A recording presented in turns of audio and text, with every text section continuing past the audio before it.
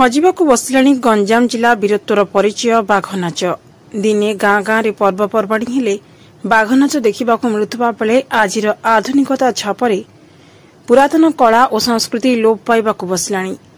आजिर DJ जुगरे बाघ नाच कि बाघ षंढ लड़ईर नियारा दृश्य आउ देखिबाकु मिलुनाही।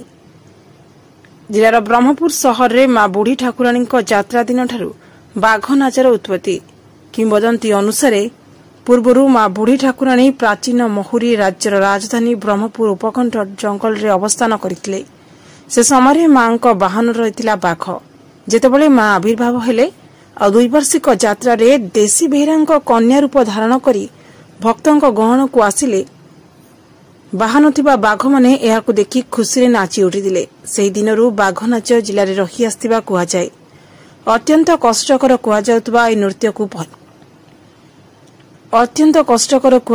नृत्य को परिवेषण करबा पई मानसिक धारी को कठोर व्रत पालन करबाकू पड़िथाय।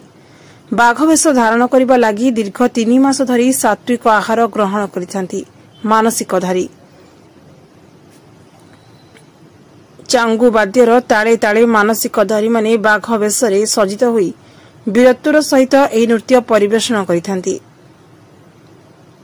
चाहाणी ठारू आरंभ करी पदचालना और विभिन्न मुद्रा को एही नृत्य माध्यम मानसिक धारी माने परिवेषण करिथांती।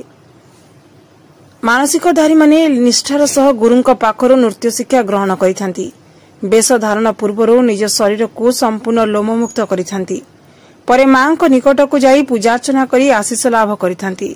बाघ वेशरे सज्जित हेबा परे बाघ मुकुट बाजुबंध बंधा जिबा परे मानसिक धारी मां को दर्शन करी नृत्य आरंभ करिथाए। वीरवाद्य वीर चाहाणी और ठाणी रे नृत्य परिवेषण हेउथबारु एहाकु गंजाम वीरत्वर परिचय बोली कुहा जायथाए।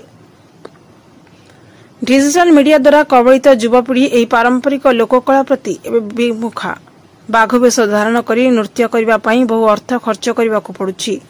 सेबळे बाघ नाच शिखेबा पई अनुष्ठान और गुरुंक अभाव देखागलानी। डिजिटल जुगरे बाघ नाच एहार विशेषत्व संपर्क रे जेतिकी प्रचार प्रसार हेबा कथा ताहा होई परि नाही। सरकारी प्रोत्साहन रो घोर अभाव रहिछि।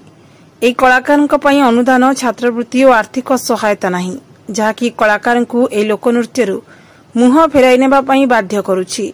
एबे ही कला को बंचाई रखिबार समय आसीछि। सरकार एथिप्रति ध्यान देबा आवश्यक बोली मत प्रकाश पाइछि।